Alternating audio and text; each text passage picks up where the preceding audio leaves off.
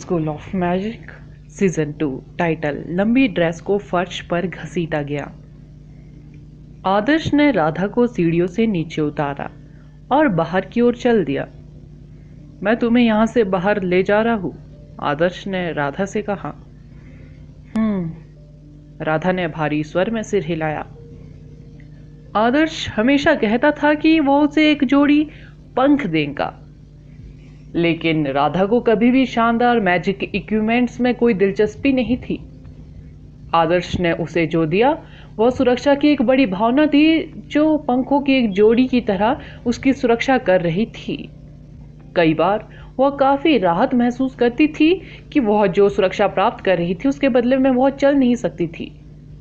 अब इस बात से कोई फर्क नहीं पड़ता कि वह उस स्थान से सुरक्षित निकल पाएगी या नहीं, वह पहले से ही संतुष्ट थी। भारी दरवाजा धीरे से खुला। हॉल में सूरज की किरणें आने लगी। राधा को राहत मिली होगी कि वह फिर से रोशनी देख पा रही थी, लेकिन उसे पता था कि असली मुसीबत अब शुरू हुई है।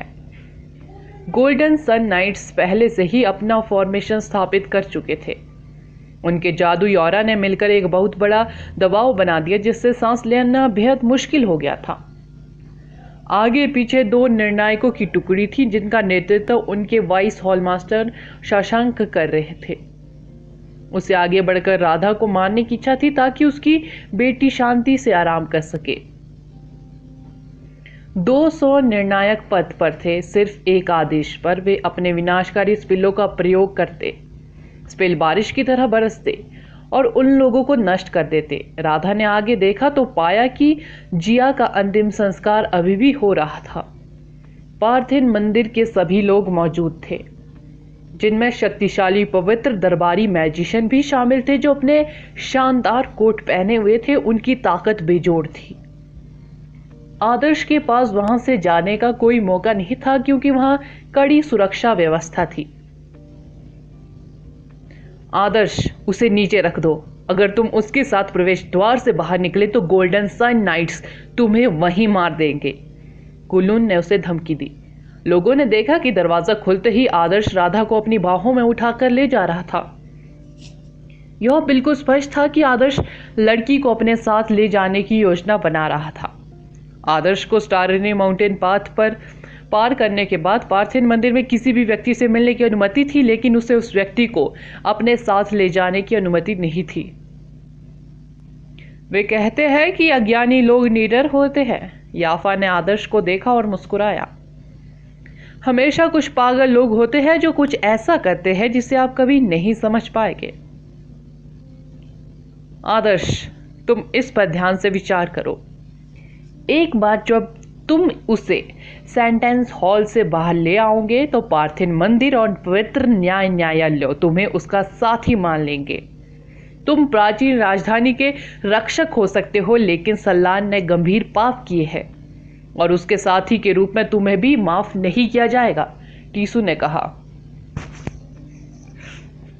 तुम ही वो लोग हो जिन्हें माफ नहीं किया जाएगा।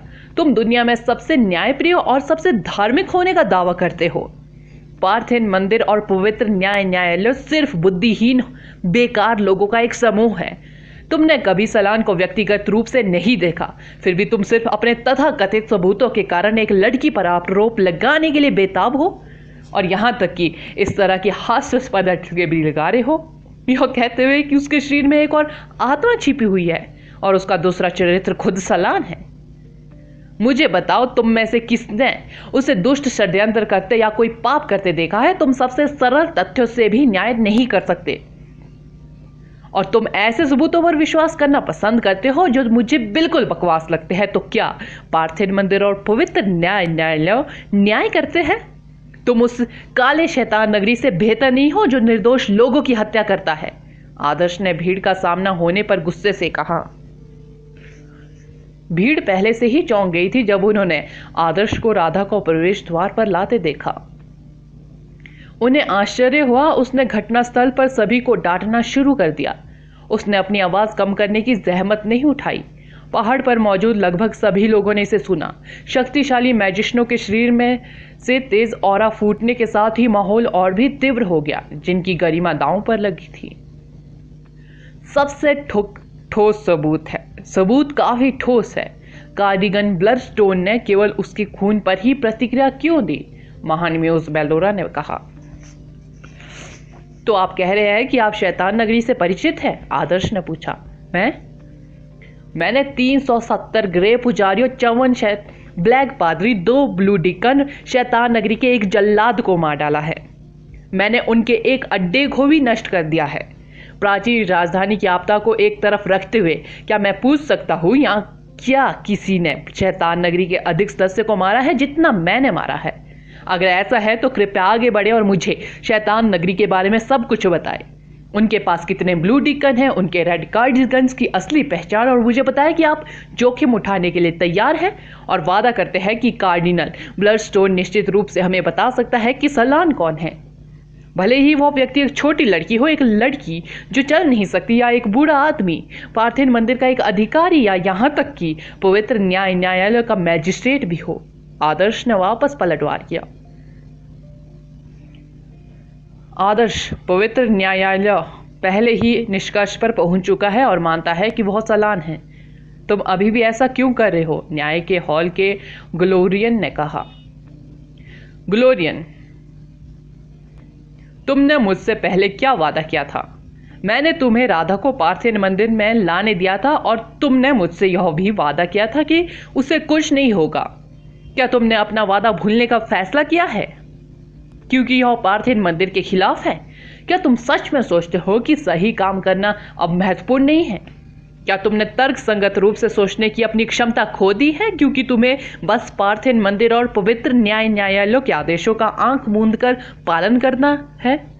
आदर्श ने गुस्से से ग्लोरियन की ओर इशारा किया। मैं? ग्लोरियन अवाक रह गया। उसे भी परिणाम पर संदेह था, फिर भी वह एक साधारण निर्णायक परिणाम बदलने के लिए क्या कर सकता था? शैतान नगरी के सदस्य उन्हें दिए गए आदेशों को अपने पवित्र मिशन के रूप में मानते हैं। वे दूसरों को नुकसान पहुंचाकर अपनी योग्यता जमा कर रहे हैं। उन्हें कभी भी संदेह नहीं होगा कि उन्हें क्या करने के लिए कहा गया था। वे सभी इस विश्वास में बह गए हैं कि शैतान नगरी द्वारा दिए गए आदेश सबसे महान हैं। फिर भी आपको देखो, आप और शैतान नगरी दोनों के पास दृढ़ विश्वास है। मैंने शुरू में सोचा था कि पार्थेन मंदिर के लोग अलग थे क्योंकि आप अभी भी यह आंकलन करने में सक्षम थे कि आपको दिया गया आदेश कोई मतलब नहीं रखता है, लेकिन यह पता चला कि आप उनसे अलग नहीं हैं। आप दावा करते हैं कि वह सलान है और आपके पास मौजूद तथाकथित सबूतों के आधार पर आप उसे मारने का इंतजार नहीं कर सकते। क्या आपको एहसास नहीं है कि आप कितने हास्यास्पद और मूर्ख हैं? आदर्श के सीने में जलता हुआ गुस्सा भीड़ को तेज तलवारों की तरह चुभने वाले शब्दों में बदल गया। आदर्श, यह सिर्फ आपके नजरिए है। इस दुनिया में कोई भी यह नहीं मानेगा कि उनके करीबी लोग अपराधी हैं, लेकिन फिर भी आप इस तथ्य को नहीं बदल सकते कि उसने गंभीर पाप किए हैं। उसे नीचे रखो और सेंटेंस हॉल को छोड़ दो। हम तुम्हें कोई नुकसान नहीं पहुंचाएंगे। तुमने शैतान नगरी को मिटाने के लिए बहुत कुछ किया है, लेकिन यह पता चला है कि सलान तुम्हारे सबसे करीबी लोगों में से एक है। मुझे पता है कि इसे स्वीकार करना मुश्किल है, लेकिन फैसला सुनाया जा चुका है। तुम्हें इसे अब और नहीं बदलना चाहिए और ना ही तुम इसे बदल पाओगे, टीसू ने सलाह दी। तो आप गलत रास्ते पर ही चलते रहेंगे, आदर्श ने व्यंग्यात्मक लहजे में कहा। भले ही यह अनुचित हो, लेकिन यह ऐसा ही है। हम एक रेड कार्डिनल के बारे में बात कर रहे हैं। हमारे पवित्र न्यायालय को किसी भी ऐसे व्यक्ति को मृत्यु दंड देने का अधिकार है जिसके बारे में हमें संदेह है कि वह रेड कार्डिनल है। पवित्र न्यायालय के महान मैजिस्ट्रेट डुलंक ने आखिरकार बात की। बहुत अच्छी बात। तो यह पवित्र न्यायालय का सच्चा रवैया है। आप खलनायक को भागने से रोकने के लिए 1000 लोगों को मारना पसंद करेंगे। आदर्श जोर से हंसा। अगर हमने गलत व्यक्ति को मार दिया तो हम मृतक के सामने अपनी गलती स्वीकार करेंगे, लेकिन अगर वह वास्तव में सलान है तो हम यहाँ अनगिनत लोगों की जान बचाएंगे। राधा, अगर तुम्हारे पास अभी भी विवेक है तो तुम्हें अपने अंदर रहने वाले दूसरे डीमन को दुनिया को खतरे में डालने से रोकने के लिए खुद को बलिदान कर देना चाहिए। तुम्हें आदर्श को भी बर्बाद नहीं करना चाहिए। उस आदमी का भविष्य उज्जवल है। यह पार्थेन मंदिर है। हम किसी को भी हमारे अधिकार को चुनौती नहीं देने देंगे। हमें मौके पर ही किसी को भी फांसी देने का अधिकार है। महान मैजिस्ट्रेट दुलांक ने जोर से चिल्लाया। राधा ने अवचेतन रूप से आदर्श पर नजर डाली। उसकी बात मत सुनो, मुझ पर भरोसा करो, मैं तुम्हें यहां से बाहर ले जा रहा हूं, आदर्श ने आत्मविश्वास से कहा। महान मैजिस्ट्रेट दुलांक, आपके शब्द इतने परिचित क्यों लग रहे हैं? मुझे याद आया कि आप अभी भी एक प्रोबेशनरी मैजिस्ट्रेट थे जब आपने महान पवित्र संत को आत्मसमर्पण करने के लिए मनाने के लिए वही शब्द कहे थे। जब वह भी आपसे घिरा हुआ था, एक बूढ़े आदमी की आवाज सुनाई दी। भीड़ ने रास्ता साफ कर दिया और दादू धीरे धीरे आगे बढ़ने लगे। जब बूढ़ा आदमी उनके पास से गुजरा तो पवित्र दरबार के मैजिशियन घुटनों के बल बैठ गए। आदिल वर्मा सीनियर, आदिल वर्मा सीनियर मालिक। पवित्र दरबार के मैजिशियनों में सुपर मैजिशियन शामिल थे, जिनमें से प्रत्येक की दुनिया में बहुत प्रतिष्ठा थी। फिर भी उन्होंने पुराने पादरी आदिल वर्मा यानी दादू के सामने अपना गौरव दिखाने की हिम्मत नहीं की। नए पादरी ने कुछ वर्ष पहले ही कार्यभार संभाला था, फिर भी प्रभाव के मामले में वह अभी भी पुराने पादरी आदिल वर्मा से अतुलनीय था। आदिल, तुम पादरी हो, तुम सिर्फ मैजिस्ट्रेट की निगरानी के लिए जिम्मेदार हो, लेकिन उनके वोटों का तुमसे कोई लेना देना नहीं है। इसके अलावा तुम अब पादरी नहीं हो, तुम्हें यहाँ बोलने का क्या अधिकार है? टुलांक ने दादू को देख करते ही झल्लाकर कहा। मैं सिर्फ अतीत में हुई किसी घटना का जिक्र कर रहा था। बहुत से लोग अभी भी पवित्र संत पर आए फैसले के विवरण के बारे में अनजान थे। मेरा देवी ईजिशा के निष्पक्ष मत को ठेस पहुंचाने का कोई इरादा नहीं था, लेकिन हम सभी जानते हैं कि वह सत्ता के संघर्ष में पीड़ित थे। मैं वास्तव में चाहता हूं कि हमारे पास आदर्श जैसा कोई व्यक्ति होता जो आगे आकर हमें जगाता। हम अपनी बड़ी गलती से बच सकते थे, दादू ने कहा। चुप रहो, क्या तुम पवित्र न्यायालय के खिलाफ विद्रोह कर रहे हो? डुलांक ने गुस्से से कहा। पवित्र संत इंद्रास की मौत का विवरण गुप्त रखा गया था। पवित्र न्यायालय ने किसी को भी इसका उल्लेख करने से मना किया था, लेकिन दादू को परिस्थितियों के कारण यह बात बतानी पड़ी। पार्थेन मंदिर में बहुत से लोग अभी भी पवित्र संत के अनुयायी थे। अगर दादू ने यह बात जारी रखी तो निश्चित रूप से भीड़ में बहुत अराजकता फैल जाएगी। नेक्स्ट एपिसोड टाइटल काला सांप, पवित्र पर्वत पर अराजकता। जब मैं सिर्फ एक पुरानी घटना का जिक्र कर रहा था तो मुझे विद्रोही क्यों माना जा रहा है? या शायद पवित्र न्यायालय को पता था कि यह एक गलती थी, लेकिन अपनी प्रतिष्ठा की रक्षा के लिए उसने दूसरों को इसका जिक्र करने से मना किया है, दादू ने ठंडे स्वर में कहा। उसने बदले में दुलांक पर आरोप लगाने में संकोच नहीं किया। दुलांक का चेहरा काला पड़ गया। उसने कहा, ऐसा लगता है कि आप उन्हें बचाने के लिए दृढ़ हैं, लेकिन मैं आपको बता रहा हूं, वे फिर भी मरने वाले हैं। पवित्र न्यायालय ने कभी किसी पर गलत आरोप नहीं लगाया है। हमें अन्याय कहना एक तरह बयान के अलावा और कुछ नहीं है। दादू चुप रहे। आखिरकार यह सच था कि वह आदर्श और राधा की रक्षा करना चाहता था। वह आदर्श के व्यक्तित्व से बेहद परिचित थे। गोल्डन सन नाइट्स के कैप्टन, आप किसका इंतजार कर रहे हैं? आप कैदी के साथी को क्यों नहीं मारे हैं? पवित्र न्यायालय को कैदी को मौके पर ही मौत की सजा देने का अधिकार है। अगर वह विरोध करने की हिम्मत करता है तो आपको उसे मौत की सजा देने का अधिकार है, टुलांक ने घोषणा की। आसपास के लोग उसकी बातों से चौंक गए। बहुतों को पता चल गया था कि आदर्श प्राचीन राजधानी की दवाई का नायक था। फिर भी दुलांग ने आदर्श को मौके पर ही मौत के घाट उतारने का आदेश देकर चीन को मुंह नहीं दिखाया। आमतौर पर पवित्र न्यायालय केवल अपराधी को हिरासत में लेता है और चीन के परिवर्तन संघ से अपने प्रतिनिधि को यह तय करने के लिए भेजने के लिए कहता है कि वे अपराधी से कैसे निपटेंगे। हालांकि परिवर्तन संघ चाहे कितना भी गुस्सा क्यों न हो, वे आदर्श के योगदान को देखते हुए निश्चित रूप से दयालु होंगे। डुलांग आदर्श को जाने देने के लिए तैयार नहीं था। डुलांग, तुम क्या कर रहे हो? दादू ने झपटा मारा। मैं क्या कर रहा हूँ? मैं तो बस वही कर रहा हूँ जो एक महान मैजिस्ट्रेट को करना चाहिए। अगर तुम उसका बचाव करने की कोशिश करोगे तो मैं तुम्हें भी उनका साथ ही मान लूंगा, डुलांग ने कहा। दादू, उसके जैसे किसी व्यक्ति से बात करना व्यर्थ है। आदर्श दादू के इरादे को समझ गया। वह राधा के पक्ष में बहस करना चाहते थे। उम्मीद करते थे कि कोई प्रतिष्ठित व्यक्ति आगे आए और फैसले पर सवाल उठाएगा ताकि वे मामले की आगे जांच कर सके। हालांकि आदर्श को पता था कि यह असंभव था। महान मैजिस्ट्रेट की प्रतिक्रिया से देखते हुए आदर्श शांति से स्थिति को देख रहा था। किसी तरह उसे लगा कि महान मैजिस्ट्रेट राधा को मौत की सजा देने के लिए बेहद उत्सुक था। साजिश से जुड़े वास्तव में क्या लाभ थे कि उन्हें इस हद तक जाना पड़ा। आदर्श को अपने ऊपर बहुत दबाव महसूस हुआ। उसने अपनी नजर उठाई और देखा कि एक आदमी दुर्भावनापूर्ण मुस्कान के साथ उसकी ओर देख रहा था। याफा, वह हॉल से बाहर नहीं गया है। तुम्हें उसे कोई नुकसान पहुंचाने की अनुमति नहीं है, ग्लोरियन ने कहा। महान मैजिस्ट्रेट ने पहले ही आदेश दे दिया है। मैं बस उसका पालन कर रहा हूं। यह बिल्कुल स्पष्ट है कि वह कैदी को बचाने की कोशिश कर रहा है, याफा ने आगे कहा। यह बेहद उत्सुक था कि इस एडवांस मैजिशियन को भीड़ को भड़काने की हिम्मत कहां से मिली। वह अपनी तुच्छ ताकत से कमजोर गोल्डन सन नाइट्स को भी नहीं हरा सकता था।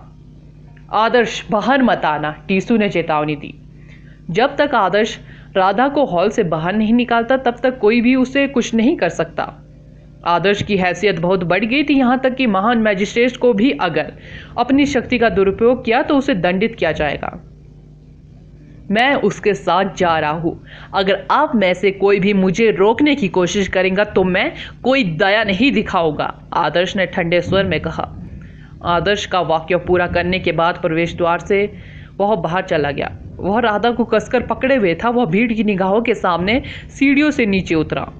पास में खड़े गोल्डन सन नाइट्स हैरान थे। शायद वे भी इस घटना से भ्रमित थे और उन्हें यकीन नहीं हो रहा था कि दयालु राधा अचानक एक हत्यारी और शैतानगिरी की रेड कार्डिगन बन गई थी। तुम अपने आप में बेहद घमंडी हो। इससे कोई फर्क नहीं पड़ता कि तुमने वर्ल्ड कॉलेज टूर्नामेंट जीता है या नहीं। तुम हमारी नजर में एक छोटी सी चींटी के अलावा कुछ नहीं हो, याफा गुस्सा में चिल्लाया। उसके चारों ओर शानदार कॉन्स्टलेशन प्रकट हुआ। उनमें से 7 मिलकर याफा के सामने एक शानदार कॉन्स्टलेशन बन गई जिसमें जबरदस्त मात्रा में ऊर्जा थी।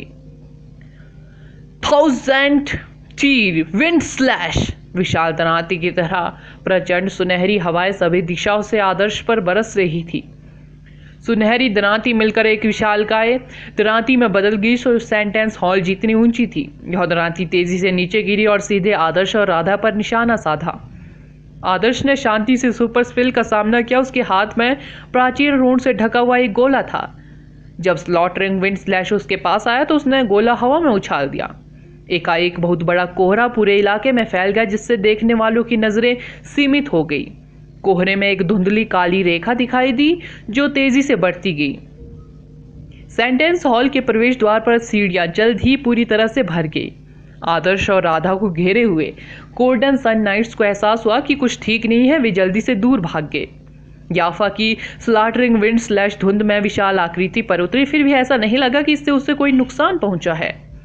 आदर्श और राधा काली आकृति के पीछे थे और पूरी तरह से सुरक्षित थे। याफा चुपचाप खड़ा रहा और उस धुंध को देखता रहा जो फैलती जा रही थी और आसपास फैलती ही जा रही थी। उसने धुंध में 2 बड़ी डरावनी आंखें देखी और तुरंत ही अपनी रीढ़ की हड्डी में एक बहुत बड़ी ठंडक महसूस की, मानो वह बर्फीले पानी में भीग गया हो। यह क्या चीज है? याफा चिल्लाया। जैसे ही वह चिल्लाया धुंध से एक बहुत बड़ा सिर बाहर निकला। कुछ भी करने के बजाय उसने बस अपना मुंह खोला और घमंडी याफा को एक ही बार में निकल लिया। यहाँ तक कि हॉल ऑफ जजमेंट के वाइस हॉल मास्टर भी अवचेतन रूप से कुछ कदम पीछे हट गए। उनके पीछे खड़े 200 निर्णायक भी दंग रह गए। उनके पार्थिव मंदिर में अचानक से इतना बड़ा प्राणी कैसे प्रकट हो गया? क्या यह कोई तानाशाह टाइटन था? पूरे पहाड़ की चोटी पर कोहराम मच गया।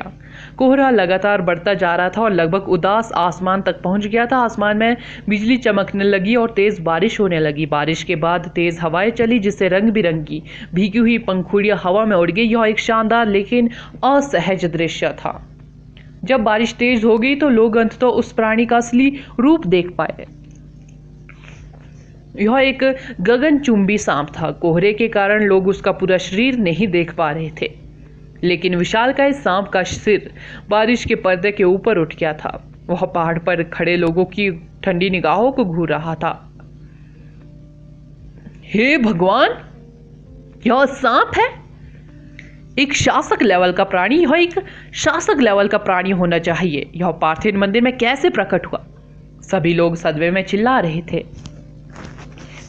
हालांकि पहाड़ पर कई सुपर मैजिशियन थे, लेकिन बहुत कम लोगों ने ब्लैक स्नेक के लेवल का प्राणी देखा था। एक शासक लेवल का प्राणी। ब्लैक स्नेक कोई साधारण शासक लेवल का प्राणी नहीं था। जब उसने खुद को प्रकट किया और पहाड़ पर मनुष्यों को देखा तो वह एक बर्फीले सांप देवता की तरह था। उसके गर्व और प्रभावशाली ऑरा ने पहाड़ पर मौजूद मैजिशियनों के दिलों को पूरी तरह से अभिभूत कर दिया। ब्लैक स्नेक ने धीरे से अपना मुंह खोला और याफा को बाहर थूक दिया। कुछ ही समय में पहले से दबंग गोल्डन सन नाइट्स फटे कपड़ों में जमीन पर गिर गया। ऐसा लग रहा था जैसे वह प्राणी जानबूझकर महान मैजिस्ट्रेट डुलंग को भड़का रहा था। चिपचिपे गैस्ट्रिक ड्रम में लिपटा याफा उसके पैरों के ठीक नीचे गिरा था। डुलंग का चेहरा उसमें तमतमा उठा जब उसने याफा को जमीन पर कांपते देखा। यह आदर्श तैयार होकर आया था। देवी का पर्वत अच्छी तरह से संरक्षित है, यहां तक कि कमांडर लेवल के प्राणी को भी प्रवेश करने की अनुमति नहीं थी। शासक लेवल के प्राणी की तो बात ही छोड़िए, क्या यह सांप आदर्श का बुलाया गया बीस्ट है? अन्यथा यह कहीं से कैसे प्रकट हो गया? हॉल मदर ने कहा। मैंने अभी अभी एक टोटोम ओर्ब देखा। टोटोम जानवर जब भी खतरे का सामना करते हैं तो टोटोम ओर्ब के अंदर छिपने में सक्षम होते हैं। मेरा मानना है कि आदर्श ने स्टाररी माउंटेन पाथ की चुनौती को सिर्फ इसलिए स्वीकार नहीं किया ताकि वह राधा को देख सके। वह कलश को देवी के पर्वत में भी लाने की योजना बना रहा था। मेलोरा ने उदास भाव के साथ कहा। यह तो एक बहुत बड़ा सांप है। पार्थिव मंदिर में इस तरह का व्यवहार करने की इसकी हिम्मत कैसे हुई? शशांक, अपने आदमियों को लेकर जाओ और सांप को मार डालो, डुलंग ने गुस्से से कहा। उसे सांप की पृष्ठभूमि की जरा भी परवाह नहीं थी। जो कोई भी पवित्र न्यायालय के अधिकार को चुनौती देने की हिम्मत करेगा उसे मार दिया जाएगा। ब्लैक स्नेक ने धीरे से अपना सिर जमीन पर टिका दिया जिससे आदर्श राधा को उठाते हुए उसके सिर पर चढ़ पाए। ब्लैक स्नेक के सिर पर एक छोटा सा गड्ढा था। यह आदर्श और राधा को मैजिक के प्रभाव से बचाता था। आदर्श ने धीरे से राधा को खोखले के अंदर रखा, लेकिन वह बाहर ही रहा। वह हमारी रक्षा करने जा रहा है, चिंता मत करो। आदर्श जानता था कि राधा बहुत डरी हुई थी। उसने मुस्कुराकर लड़की को दिलासा दी। ब्लैक स्नेक ने धीरे से अपना सिर उठाया। आदर्श बारिश और बहती पंखुड़ियों के बीच उस पर खड़ा था और भीड़ की ओर देख रहा था। आदर्श, तुम्हारा दिमाग खराब हो गया है? हेलोन ने काले सांप के सिर की ओर इशारा किया और गुस्से से चिल्लाया। क्या तुम सचमुच पार्थिव मंदिर के खिलाफ जा रहे हो? पहाड़ के नीचे के लोग भी पहाड़ की चोटी पर विशाल सांप को देख सकते थे। वे तुरंत ही डर गए क्योंकि पिछला तानाशाह टाइटन गगनचुंबी सांप की तुलना में एक छोटी उंगली के समान था। आदर्श ने मन बना लिया था, वह आज राधा को ले जाने वाला था। अगला एपिसोड सुनने के लिए बने रहे मेरे इस चैनल के साथ। Thank you.